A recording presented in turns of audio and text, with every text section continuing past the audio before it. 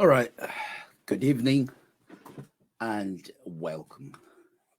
So very soon I'm going to get my guest who is also at the other end, and then we're going to start the chat. Now, few people have started sending me questions to ask Gabi. Well, I promise I'm going to deliver just as you want it. I know that some of you have not met Gabi in a long while, but I promise you, this is going to be one of the very beautiful interviews as far as I'm concerned. You know, so someone saying, where has Gabi been, and any reason he's been off radio for some time? Well, the thing is, I'm actually going to ask the man, and so I don't think I can answer you that question. He himself is going to help me out with that answer. Perhaps he'll give you the reasons why you've not heard of him, or you've not heard from him, or you've not heard of his voice on any of the radio stations, whether here in the UK or in. Okay, so Gabi's here. Right. Okay. So I'm going to add Gabi to the. Okay, right. Okay, that's the man. Oh yeah, that's right. Now you're making me very jealous because unfortunately I don't have any cup of tea. I thought of that, but hey, it's good to see you, sir. Good evening. Good evening to yourself. What's up? Yes, let me get my. Good evening, sir. Good evening. Oh, the Gabstar himself. First of all, I'd like to appreciate the fact that you avail yourself to come on the Dr. Martin show. We want to say that we appreciate the fact that those your fans way back in Ghana and those here, I've requested that I get this experienced man if you want on the radio. And as I said, I'm really happy, and thank you very much for coming on the show. Pleasure's mine. The pleasure's mine. Thank you very much. First of all, a lot of people, apart from few of us who were on the radio way back, who had the opportunity perhaps to have met some of your colleagues at Joy FM through that. So we had a bit of acquaintance. Who is Gabi in the first place, please? Well, it depends on which Gabi you want to know. Let's say Gabe Adjetey, the very Gabi we know way back in Joy FM. How would you describe yourself, please? Just music. Someone who loves music. Music kind of does everything for me. So that's where I gravitate to if I have any spare time. I think music would be the theme. It runs through my whole life, and it's been there. My father loved music. My siblings love music. It was just, it's always been there. It's been like a backbone for the whole family through sad times, through happy times. It's always been. Okay, so first of all, how was your childhood like? Were you an adventurous child, or you were as calm as myself? I don't know about adventurous. I'd say probably a little restless, but then again, I mean, I can recount times when I was in nursery school at 3-4 years old, and I didn't get picked up on time, and I kind of wandered out of school. I just wandered down the road. So, so yes, I'd say probably restless. I love activity. So, kind of doing nothing and being in one place is only happening now in my later years. When I was younger, I was like, nah, I want to do something. So I did all the sports I could. I did all the music I could. In Motown, I was like, I did everything. I did football, I did athletics, I did everything, basically, because I just kept myself busy. I just like doing that. Mm-hmm. Okay, so let's start off with your early education. where did you start, and where were you living? You're in Ghana. Oh God. Okay. Okay. Let's get. Okay. So basically, primary school was Rich Church School. Oh wow. Yeah, Rich Church, and I got very, very fond memories of Rich Church. I was, they had groupings, they had houses at that point. I mean, now I think it's all changed, but then we had teams were Bennett, Hooper, Saki, and Strong, and I was the captain of Bennett and the captain of Hooper. I beg your pardon. Right. You see, I'm wearing yellow. It's yellow somehow, and I will say this now. It just somehow funnily runs through everything. But yeah, so I was the captain of Hooper. When I was in class 7. Right. And Cooper's colors were yellow. In terms of what happened with education-wise, well, right. My father was very particular about me winning the Houston Prize, which is being top candidate for the common entrance. It didn't happen. I mean, he wanted it to happen, but I was second. I didn't come in first. It was quite disappointing. I like your honesty. It was quite disappointed in that, but yeah, I came in second. Anyway, so now I went to Achimota. Well, Achimota, I went to Livingston. Wow. And Livingston House's color is yellow. So there you go, another yellow again. And I was in Livingston because, I wouldn't say because, but my brother before me and my brother before him went to Livingston House. So Larry went to Livingston, and Jamie, God rest his soul, Jamie was in Livingston as well. So, so I went to Livingston, and that's yellow. And then lower sixth I did in Okwapiman. And I was in Kwadade House, and I believe Kwadade is yellow. The Okwapiman guys can verify this, but I think Kwadade was yellow as well. So, I mean, yeah, that's been it. And all through that, it was all athletics and music. So in Motown, I was in the choir. I was the head of the bass section. I played bass guitar for the choir. I played in the pop chains. I was playing from 2 hours playing bass, and from 3 hours playing lead guitar. I won best lead guitarist for that year. From 5, I had a band called Illusion, and we played again. So I mean, music has been there. It's always been there. My earliest memories are memories, and that's why I can't sort of leave the music scene. And I mean, music is with me. I'm still DJing when I can.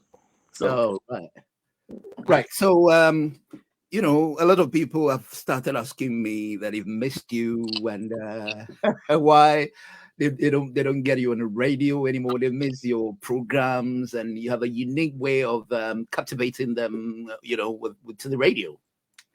I thank everyone. This is a long time ago, guys. This is about 20 years. I left Joy in 2001. 21 years. I mean, time has passed by. So I just want to remember, I'm amazing. Yes. Well, radio is always there. Just the same way music is always there. If I find the right opportunity and the right station, I'll do it again, because it's, for me, it's second nature. I like to do it. That's why I was doing it in the first place. I mean, when I started out at Joy, some of my mates didn't believe I wanted to be a presenter. They were like, "Oh, I mean, the whole family are lawyers. Everybody's so what are you going to do on the radio?" And they were asking me if I was going to do it part-time, or if I'm going to do it as a hobby or on weekends. And I said, no, I'm generally doing it. I mean, I had the privilege, I'd say privilege, but I had the exposure, so I knew other stations, like foreign stations. Foreign stations, so I mean, like Capital here and BLS in the States, and I knew what they were doing, so I kind of liked it, and I went into it. Plus, when I was in tech, I did the first degree in tech. There was a radio station in Katanga called Contato Radio, and I was on Contato for a year, so I'd already experienced some kind of broadcasting before Joy happened. Wow. So let's look at how you got into it, whether officially or whether casually. Let's talk about the zeal you had, if not, let's say the passion you had with radio. How did you get into it until you came to Joy FM? Let's say with the prelims, where it started up until you officially became a broadcaster in Accra. Okay, so a number of things happened. I can't remember which one came before the other, but at some point, Okay. KKD had a radio show on was it GBC at the point? I don't know if it was GBC or GAR. I think it was GBC. But anyway, at some point he asked me to come on the show and asked me to do a rap. And that was the point where hip hop had just started out and everybody was, there's Run DMC and there's everybody here and there. So he asked me to come and do a little rap on his right. I did that, so I got to sort of see the inside of what GBC was like. I mean, I hadn't seen the inside of studios before then, because I mean, all the stations I knew about, I wasn't able to get into the stations to be able to see anything. So I didn't know what it was like. But yeah, I saw that, and I was kind of excited by it. I liked it.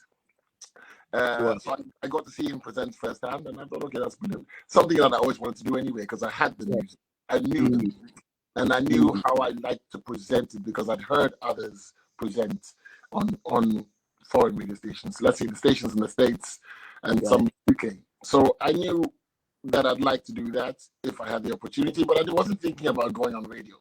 Honestly, I wasn't thinking about doing that until I got wind of Joy FM. And the point I got wind of it because Rami Beatty was on the station.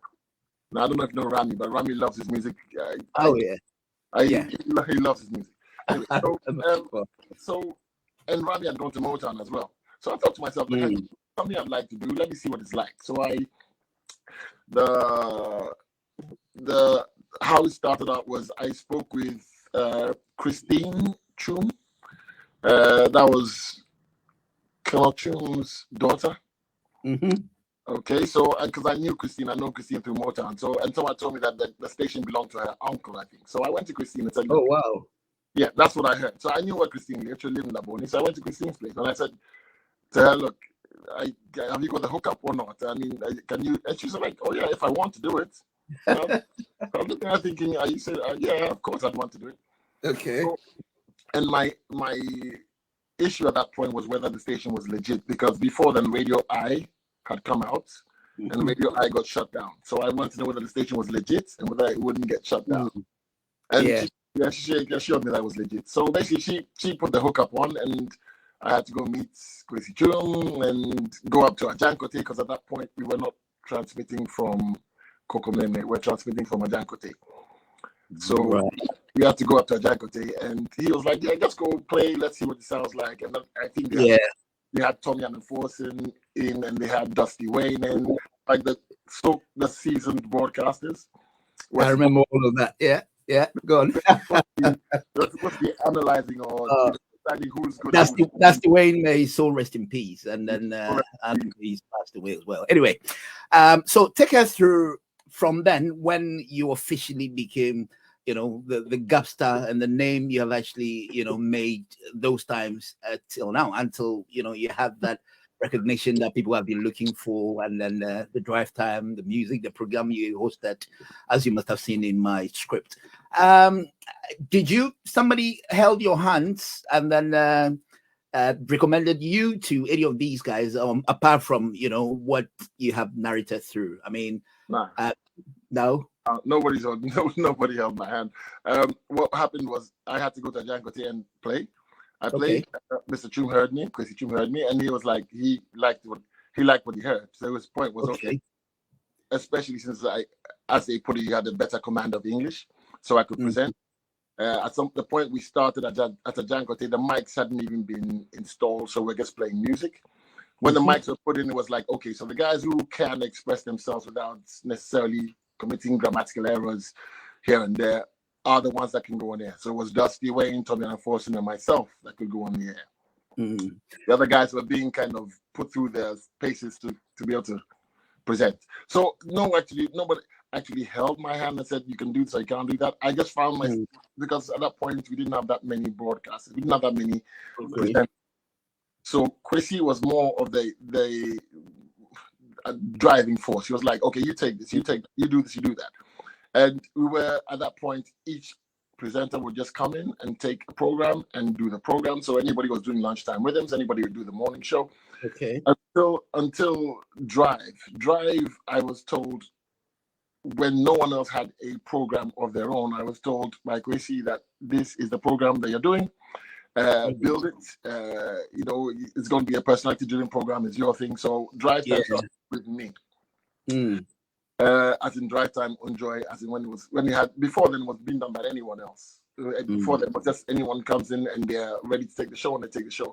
But I was given drive and said, look, you run that, and that's going to be your show to do. So I started doing that. But it wasn't the only program I was doing. I was doing Drive on Joy. I was doing, if my memory serves me, I did Friday Night Flavor. I did an oldies program on Sunday morning. I'm trying to remember what it was. It's a long time ago. What are we talking about? It's over 2 decades now. It's been years. It's quite a while ago. And I did yeah. Programs my God. So many of them I did. And then I did lots of what they call You had another TV show as well. And then what I like was your dance. I think your dance, that dance is now being current. You had a particular dance. Don't start with that. Anyway, so let's look at what was the inspiration behind all these area of profession. Anybody, you admire, anybody that, hits you and thought, you know what, I can do what this man is doing, or I want to be like this man. Probably any of these, predecessors. Charlie, some you mentioned a few like Tommy and KKD who mentored you, but then any particular person who, when he comes on there, you feel like, you know what. I, for one, a lot of people think because we share a bit of resemblance and I MC events like KKD, so they thought KKD is not somebody who inspired me, actually. The very person who inspired me was Godwin Avenogbo. You know, I hope, that's right. His style of presentation. Just that coincidentally, I share a lot of similarities with KKD. So any particular person who, thought like this guy, in fact, I think I want to do this. If a variety of them, there's quite a few number of them, that's fine. Any one or any few people? It'll be difficult to say because no, I'm just being honest here. I'm not being funny about it. I really didn't listen to GBC and say, oh, I wanted to do this, I wanted to be like this person. I didn't get that because unfortunately for me, my what I was interested in was more foreign. So I was more interested in WBLS and and and I was more interested in Capital and that's what I liked. I listened to the radio in Ghana at that point. I was listening to it for songs that I wanted to hear. So if I know somebody who has played a particular song, yes, I listen to that person, but not necessarily for the presentation. That didn't really, don't forget, it was GBC at that point. They were very restricted. The creativity was, let's say, everybody was sounding like everyone. They needed to sound a particular way to be on GBC. Yeah.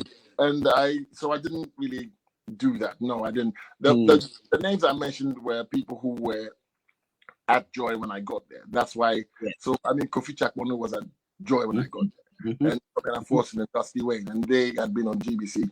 So they were the guys who had been on radio before, but I wasn't necessarily looking up to eat any of them as in, okay, I want to be like them. I always wanted to be me. So this was the dilemma, and I think that was the issue when I left Joy, because drive time during that period was just me. It was what I liked, how I wanted to behave, how I wanted to act. It was all me. So then it became a bit of an issue when I moved, because then do you try and replicate Gabby, or do you try and take the station, take the program in a different direction?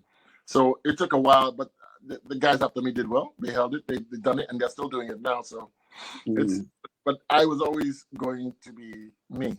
I pick from here, I pick from there. Some songs I hear from my sister, not some songs I hear from my brother Larry. Things I put together and present them. And that was, and it was just exposure. It helped me see stuff. Okay. Right. So you have the opportunity to go through the training school in GBC and all that, at least. Not like any other person. Did you have that opportunity? Did you go through? No, I didn't go through GBC. No. Oh, okay. Because I met people like Auntie Getty, Charlie, who took her through some few, prelims. But, right. So initially, how was getting behind the mic and the console? Was there any tension at all? No, none whatsoever. That's why it's like second nature. Honestly, the thing was, okay, I was already programming and producing in studios. I had a group called Part 2. and that involved KK Dua of blessed memory, Fafa Black, and myself. And we performed out of K's frequency. That was KK's studio. I was doing radio and TV jingles way before Joy started, for I think about 4 years, 5 years. So we were doing TV jingles, ABC, Club Bear, Golda Ultimate Reward. What's it called? It was Unicap M. I think they changed it now, but it was a very popular one called Unicap M, which goes, I have vitamin A. And then we did. So microphones, not easy. I turned on the mic and I'll talk. Not fun. And presentation wasn't a problem. No, it wasn't. It's easy. Well, I shouldn't say it's easy. Maybe it's different from other people, but for me, it's just second nature. I'll do it. Oh, okay. Well, so I know that a few radio presenters who even have mastered these days. Initially, when they started, they fumble with some of the words, especially like GBC, for example, where you pronounce words like musician with a C silent, and then you get Charlie Sam, as I was saying, Auntie Get You, and the rest of them. So people, they're a bit of time story. So. When did you realize you've gained grounds and you thought, you know what, I'm no longer a learner. I'm no longer like a starter. Now I can control things, at my own shoulders. Well, you get thrown in the deep end. That's what Joy did. Joy was, this is a big ocean. You can make it. Mr. Toombs thing, as he told us, you can make it as big as you want. You can grow it. If the field needs growing, grow the field. And then so we, even on Joy, that we had a campaign called Radio Gets Rewards, Radio Gets Results. That's what. So basically, it's to say you grow the market, and there's more. So I got thrown in at the deep end. I was like, okay, you can present and you can express yourself and you can make people understand what you're saying. So go do what you can. And at that point, there was lots of shows, and you had to kind of go into different shows. So I was doing different shows, and for me, that was like going on the deep end because I didn't know anybody who was presenting all these programs and doing them. I just went to my dad's collection. I was like, okay, I'm going to play Edmondo Ross, or I'm going to play, Lord Sinner. These are things that my dad was listening to. And I thought, oh, well, why not? Pick them out, listen to them, present them, do a little bit of research, find out what Kitchener is doing, find out what this person is doing, that kind of stuff, and then go on the radio and present. So it was pretty much coming out of my head. It wasn't really like I saw anyone doing it. I heard it in my head, kind of hear it the way you want it, and you present it that way. Well, the reason I find you exceptionally, unique is because with your presentation at Joy FM, I mean, I could feel the command, not just the English language, but the fact that you had the program at your fingertips. I mean, you could just do the program, bring in any problem at all, get it sorted and stuff like that. Well, we have colleagues who, I don't want to be very specific about certain presenters, but that idea that, listen, I don't need a coach anymore to run me through maybe how to use these machines. And then what was that confidence coming from? Basically from what I was doing before, because I think from the passion of it. So the radio station for me is very basic. You've got a console that has faders. You don't have to deal with mixing. You don't have to deal with, tones and treble. It's just you got faders. Right. That's where you're opening a fader and your music is playing. Right. Joy FM had limiters, so we didn't have to have of course you didn't want to squash the hi-fi, so you didn't want to send the fader too high up because then you lose the high fidelity. But apart from that, there's really nothing to it. It's a matter of hearing it in your head and saying, so you got the cones on and you want to know how much of my voice should I hear over the music. You need to gauge that. And nobody taught me that. You just kind of, you want to be heard, but you don't want to interfere with the music. So you find some presenters are, constantly taking faders up and down. Right. Some presenters hold a fader in one position where they can talk over the music. It's entirely up to you as to what works for you. So I found my comfortable spot, and I stuck with it. So I didn't really, there wasn't a point where I thought, okay, I don't need any more coaching. I always thought I could fly, just let me fly. No one is best, yeah. The issue wasn't really with me, it wasn't really whether I could fly, it's whether people would like my flight. That was more my thing. My thing was, okay, I'm going to present this, I'm going to present that. and let's see what the reaction is. Okay. That's what I did. So that's how, I mean, because I would never have played Lord Kitchener, some very risky songs. But Right. I looked at it, I thought, okay, I'll step out into this area and see what happens. I'll step out into this area and see what happens. So I mean, I was playing Dre and I was playing, I'd play a mixture of stuff. I'd go from the most calm tracks. I play Storm Warning from Bob James, and the next minute I'm playing Who Am I from Beanie Man. It's Yeah. That's what I want. That's what I wanted. So I did that. All right. These Mel B song, this group of English girls who you were using most of the time for your drive time program. Mel B and the very what's their names? Oh, Spice Girls. Spice Girl, that's right. What was that music to you? You used it quite often with your drive time program. Which song are you referring to? Which song? Yeah. I honestly didn't. Oh.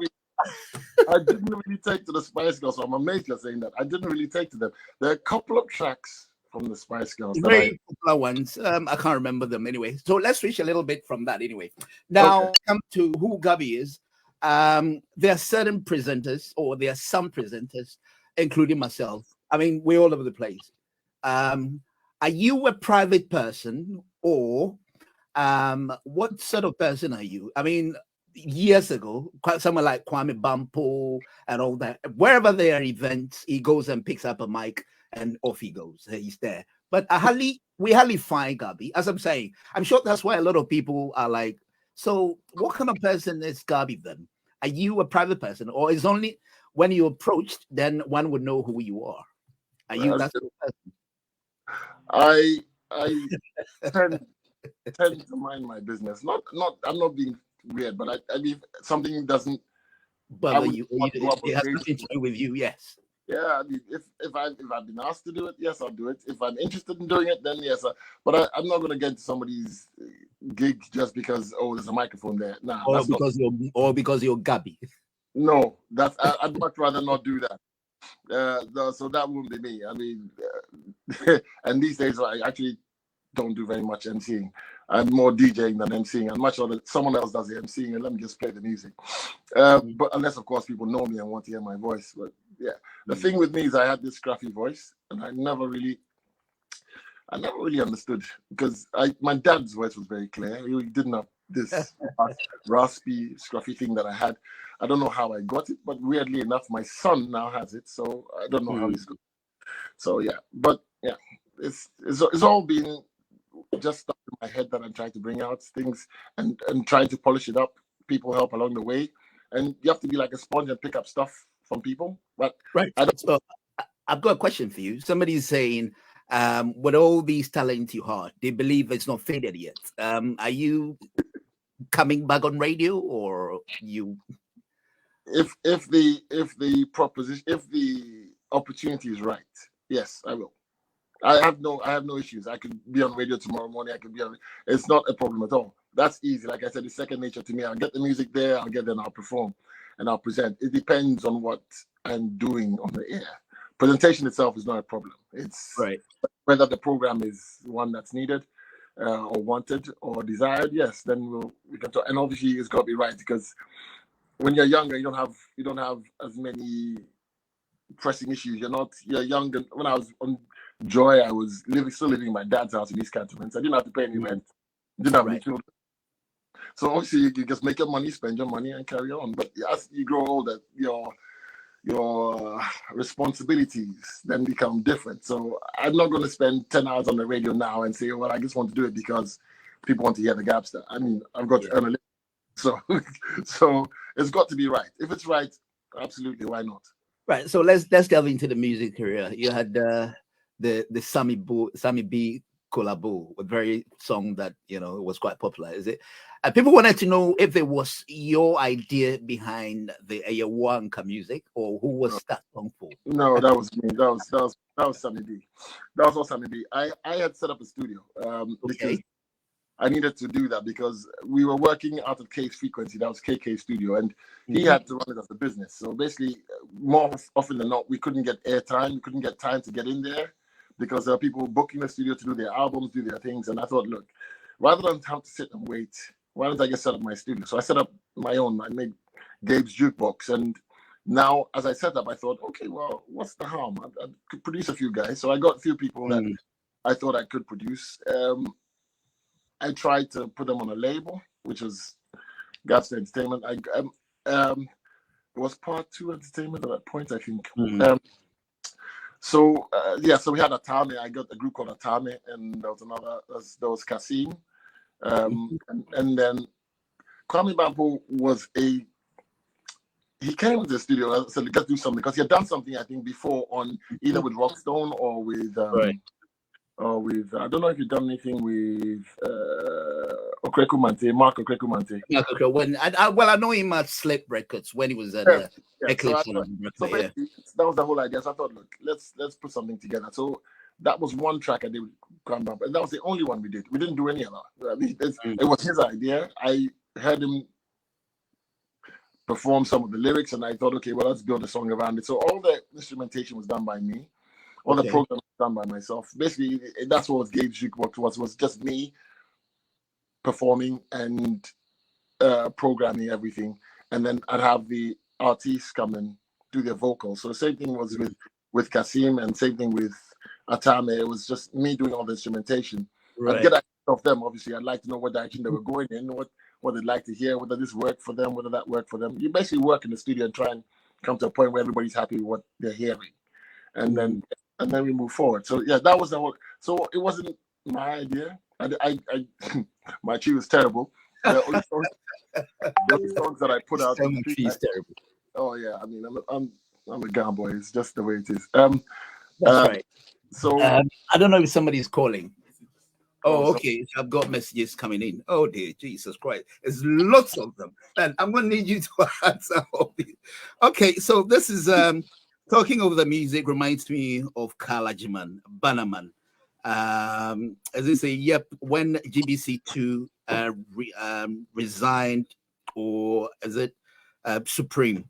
Okay, so I have Heavy D, your very Heavy D friend mate in Ghana, who I interviewed on this show earlier. He said Gabi is also a singer. Ask him if his song, Amina, I believe he was in a band. Yeah, I just said I had a group called Part 2. Okay. Yeah, we had Fafa was like the lead vocalist. KK Dua and myself did the instrumentation. Okay. Who do you say was that? Was that Heavy D that asked the question? Yeah, Heavy D, the very Anachi Heavy D. Okay, so he has some inside information, because Amina was never released. So the song he's referring to never got released. Really, I don't believe so, because unless we put it out on Sayo, which I don't think we put it out on Sayo. So it was a song that it was there, but we played it, but I don't think I ever put it out as for sale. Okay. So yeah, He continued with the question as to whether you still like to be what did he say? He said it was right. So would he still be interested in production? I'm still interested in what I was interested in when I was 20 years ago, 30 years ago. I'm still interested in everything. I could go into studios and produce right now and have no problem. I still have equipment to do that. But my point being is now time is of the essence. I don't have that much.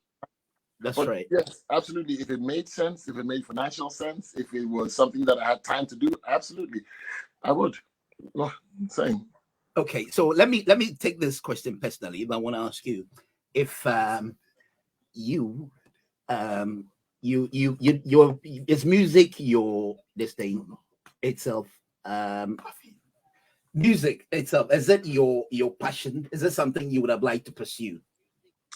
I'm still doing what I wanted to do with music. I mean, I still DJ. I still collect music.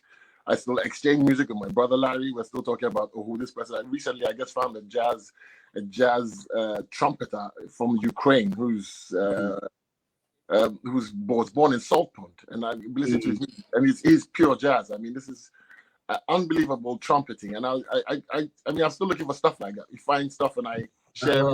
Yeah, I'm still in there. Right. So with the I was going to ask you a very simple question. When you moved down from Ghana to here in this part of the world, it's a very busy part of the world. Now, you must have still followed radio, listened to a few people who have also shown interest in radio and are now on air. I interviewed Poncho. Poncho says he feels very gutted with some of the pronunciation of these, current presenters, including names like, or some of the sentences like listeners out there, and he feels very gutted. And anything you find very difficult to understand, don't laugh, Gabi. Anything you find weird with a radio presentation lately, as far as your time was concerned? I wouldn't want to nitpick. Everyone has challenges. I believe everyone has challenges, and some people's challenges are just a bit more pronounced because they don't set about trying to overcome them. So they end up normalizing, for want of a better word. They normalize things that shouldn't be the way they are. So they end up saying stuff over and over again, and then it sounds normal to them, and then they keep doing it. But we all have pitfalls. I must say, we all have pitfalls. Oh yeah, of course. Yeah. You just try and improve yourself as you go along, and you try and better yourself. And if there's, I remember Kofi Chakmonu telling me once before when we started at Joy that he used to pick up a newspaper and read out loud. Just pick up a newspaper and just read out loud, and you can hear yourself, and you can hear whether this sounds right, or whether you can check on that, or whether the phonetics of this is correct, or you need to put work into it. It's not the fact that it comes to you naturally doesn't mean you can't make mistakes. That's right. Yes, you need to tell yourself that there's a learning curve every day, and you learn something new every day, and you try and better yourself. So certain things that you might have said or pronounced in a particular way, you find the right pronunciation, and you change and you move on. But you won't sound the same, or you won't say the same things from day one as you say on day 20. You should have learned something by day 20. Individually, as I was saying, whether you assess somebody who's good at radio, with perhaps his pronunciation of words or his style of presentation, how do you see radio from then and now? Okay, so this is just me being honest, and I hope nobody takes it the wrong way, but I find it difficult to listen. I honestly find it difficult to listen. You didn't listen to radio at all? No, certain stations. No, I can listen to Smooth and I'm fine. I can listen to Magic and I'm good. Listen to Capital and I'm good. I have no problems with that. I'm talking about back in Ghana. Some stations are difficult to listen to in terms of how it's being pronounced, how things are being pronounced or how it's being presented. But the thing is, it's not for me to say, I'm not the authority. I'm not the person. They're presenting the way they want to, or the way they like to. And it's up to me to say, oh, I like this and I'll listen, or I don't like it and I won't listen. So not really, I'm not the encyclopedia. I'm not the authority on it. So, but I find it sometimes it's painful. Sometimes it's horribly painful to listen. So I find myself tuning out. Right. Okay. So now you with experience you've had, if you have to get back in radio, or let's say, what did you do that you never forget, if not to have regretted it? Anything you think you did that you wish you had not done that? No. Not at all. No. Nothing you would have done better than you did? Oh, of course, I'd have excelled. If I would have excelled. If I could have been a better version of myself, I'd have loved that. But I wouldn't want to be anybody else. I just wanted to be me. And if I needed to be able to improve me. And that was what I was putting out there, because it's a very difficult life to try and be someone else or try and emulate someone else. It's a chasing game. You're constantly chasing. And it depends on who you're chasing. Are you chasing somebody at the top, or are you chasing somebody who is just an also run? In terms of my TV, when I was on TV, the things I picked up, and some of them were from Bill Cosby, because I'd seen Bill Cosby a number of times, and I thought I liked the fact that he would go into something and just be himself and be silly and be, and that's what I did for TV when I was doing the Wager Family Fun. It was all a case of just be me, just be. Everyone was like, "Oh, you're supposed to be this, or you're Peter Adjetey's son," and that. And I was like, "No, this is me. I'm just going to be me." So I'll do certain things were quirky, certain things were silly, certain things were, but it's just having fun. It's just me having fun and trying to make. That's what you're on the radio as well. It somehow translates, even though you can't see the person these days, you can. But if you're really happy in the studio and you're playing with that kind of happiness, it translates. People can hear it. That's what. Right. So I read about some of the tributes your wrote when may his soul rest in peace, Komala Dumo. You said the first time he walked into the studio, you're the very person he met or something. Did you write anything like that, or when he was?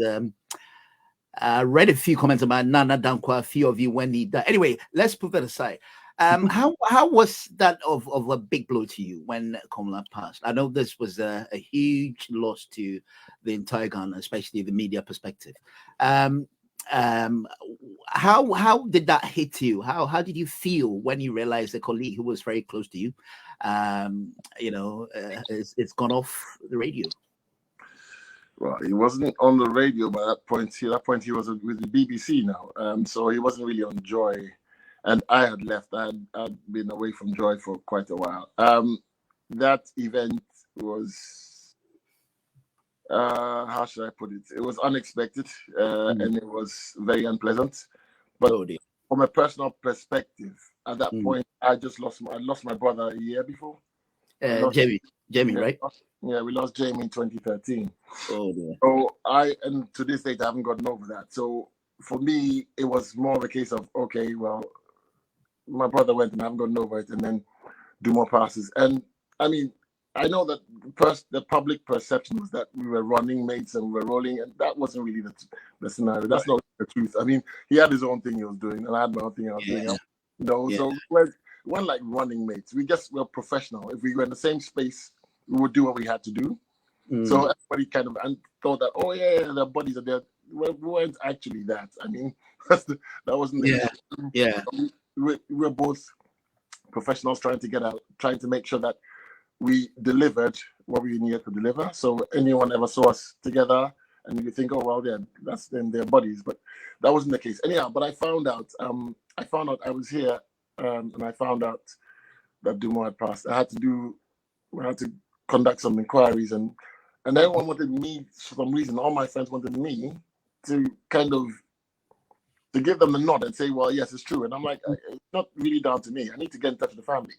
So I was trying to get in touch with the family. I was trying to get in touch with Cox and everybody else who had links for them to say, okay, well, is this really true? And when I found out that it was, then I said to people, okay, fine. I've got concrete information that it has happened. It's unfortunate it's happened. And that was pretty much it.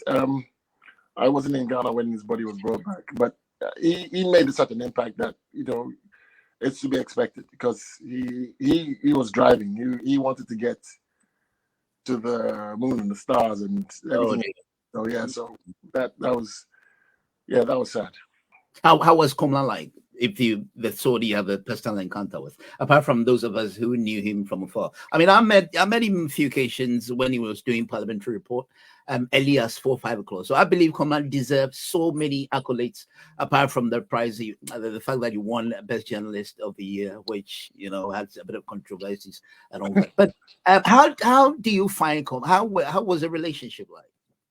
Well, like I just told you, we were running mates, but I didn't follow exactly I didn't know when he left to go to BBC. Honestly, when I left Joy, I wasn't doing anything with Joy at that point. I was doing law at that point, and my mind was somewhere else. So I wasn't really focused on that. But I knew that he was presenting on the BBC, and I was aware of that, but I didn't follow the shows. Whenever he was on, I could catch it. I would catch most of his stuff on YouTube and stuff. I didn't watch them live.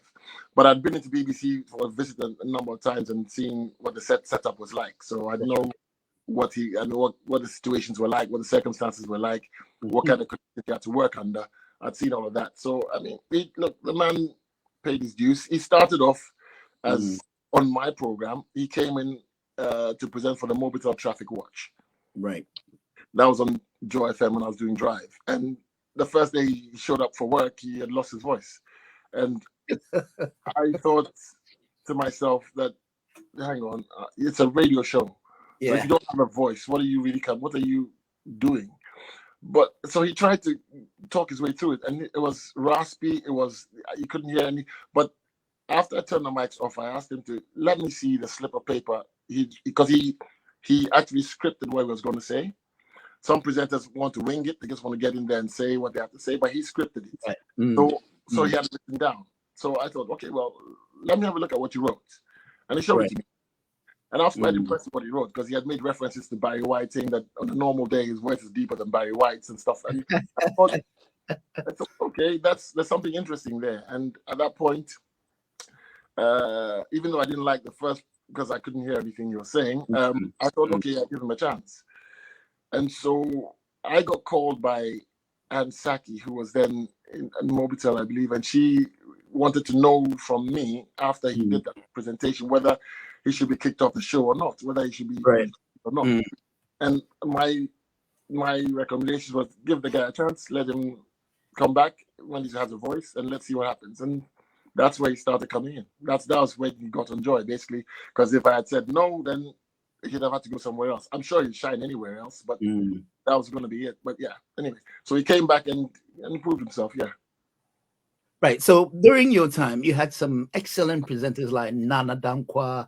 I keep mentioning, in fact, she was my favorite, apart from the GBC, where you had Ajili Adefiu. Was that the name? I mean, honestly, I don't know the names. I'm being honest, I didn't really listen. I had training at GBC, so I was meeting the very gifted auntie who is all over the place recently, Kate Adu, who was now whether a communication minister or something, and I was meeting KKD and the rest of them. But Nana Dankwa was actually an exceptional when it comes to lady. Well, that was my observation. Those people, well, any of the lady, Doreen and those women who, you thought they were extremely very good. Probably your mates. I mean, let's leave the boys aside, and we'll come back to that. We don't have like all those ladies anymore. We'd have just people pass through. I mean, with Doreen. Sorry to cut you. Don't get me wrong. I mean, there are other TV presenters like Nana Ba and Number One TV3 who I know very well, and a few TV personalities. So I'm not sure of the same name, but radio, the women, we don't seem to have all those sort of clouds anymore. Well, yeah, like I said, seasons and times, people move on. The thing to do is nurture. You scout for talent. That's what you should be doing, really, scouting for talent, looking for people that you can keep there, and then making the time worthwhile while they're with you. Right. With in terms of Doreen, I've spoken about this before. Doreen came in and was committed. She was very committed. At that point, was that the name? Yes. Was a female presenter, law student, Adjetey. Very smart woman. Was also good. I was studying at the point. I think she was in university, so she had stuff to do. So she wasn't constantly on the radio. But yeah, but she was also. It was a case of what you love to do and whether you're going to put your time into it. Right. And I can only speak. I know Doreen personally, that she put a lot of time and effort into presentation, and she didn't come in as a music presenter. Originally, she came in and was asked to read the news. At that point, Joy FM was really trying to find its feet with news presentation, because like you mentioned before, we had issues with mispronunciation, which wasn't a brilliant thing for us. So we were very, very pained to try and find someone who could deliver. And the first time Doreen read the news, we had about 6 of us in the studio standing over and trying to say, look, can this get delivered properly? And she delivered, and with the mics on, you can't, nobody's in the studio, nobody's talking. So everyone just silent until she finished the news, and the mics were turned off, and everybody just started yelling. I mean, it's just like, okay, we've nailed it. We know that we can get it done. It can be done. And so, yeah, because it was a matter of how do you present yourself? How do you communicate? And she did that well. But obviously, she didn't stick with the news because music came in. She likes music as well. So music presentation took over. Oh, well. Right. So let's come home. Gabi, what food is Gabri's favorite? Please, come on, man. Hello, Umo. I don't, let's just put it this way. I don't miss anything goes. Anything goes. I don't miss stuff that I didn't really like. And some people jump on my neck for this, but it's just truth. I don't miss fufu. I don't miss banku. I don't miss any of them. I do miss, and I need all the time, trying to find wache that I need. That's nice. And red is on point. Gaboo, is it? Red beans is my thing. I'm good with that. But most of the other stuff, I really don't miss. I don't. Even when I go home, I'm not looking for that. The last time I was back there, Rox Wache. I went to get Rox Wache, and that was good. That was on point. Are you a football fan? Absolutely. I'm a gunner. I'm a phobia boy. Right. So any of the English teams here? I just said I'm a gunner. Arsenal. Arsenal's my team. Win, lose, or die. Arsenal's my team. That's the way we go. Well, as you started off talking about, as far as you love music, so I cannot pinpoint and ask you a particular genre of music that that interests you. No, because I'm across. There's things I tend to exclude things rather than include things because I listen to most stuff. So one day I'm trying to listen to classical. My son plays classical piano, so I listen to classical stuff, and I'll go into reggae, hip hop, high life. Zouk. I'll go into everything. One thing I don't go into though is headbanging music. I don't do heavy metal. There might be a few heavy metal bands that I will listen to, and but I might listen to Evanescence, and I might listen to the old school Bon Jovis and stuff. But I don't do music. No, I don't have the hair for it. I couldn't do that. So. Anyway, so any particular musician you won't listen to the whole day? Oh, I listen to almost everyone.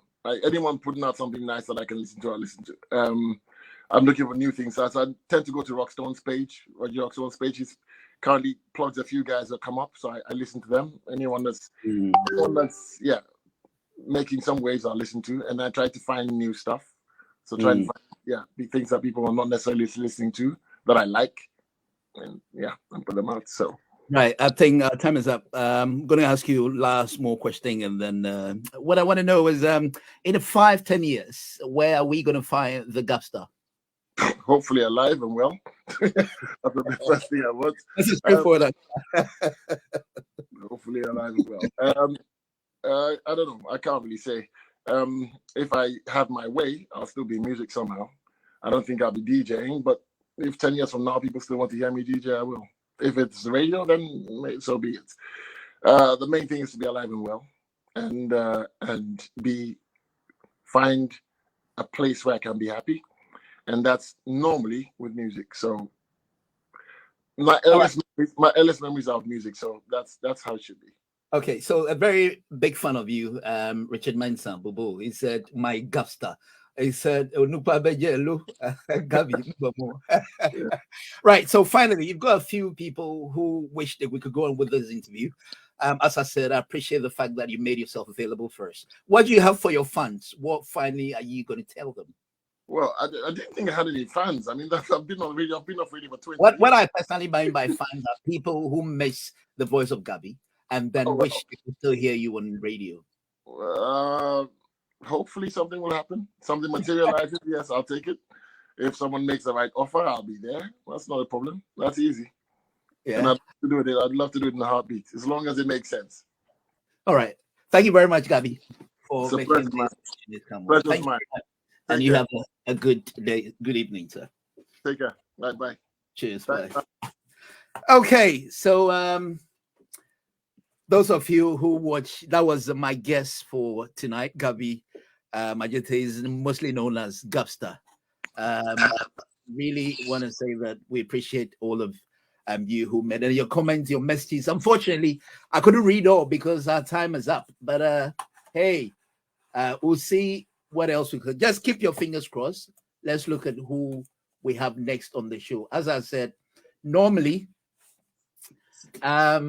I don't want to, give you the impression that you know who is coming next, but it's going to be a surprise. And then we'll look at what we have. Stay safe. Right, so tomorrow we're here with the breakfast show, as usual on Hits Africa Radio, with all the events that goes on both worldwide, Africa and Ghana. Do have a good evening. My name is Dr. Morton.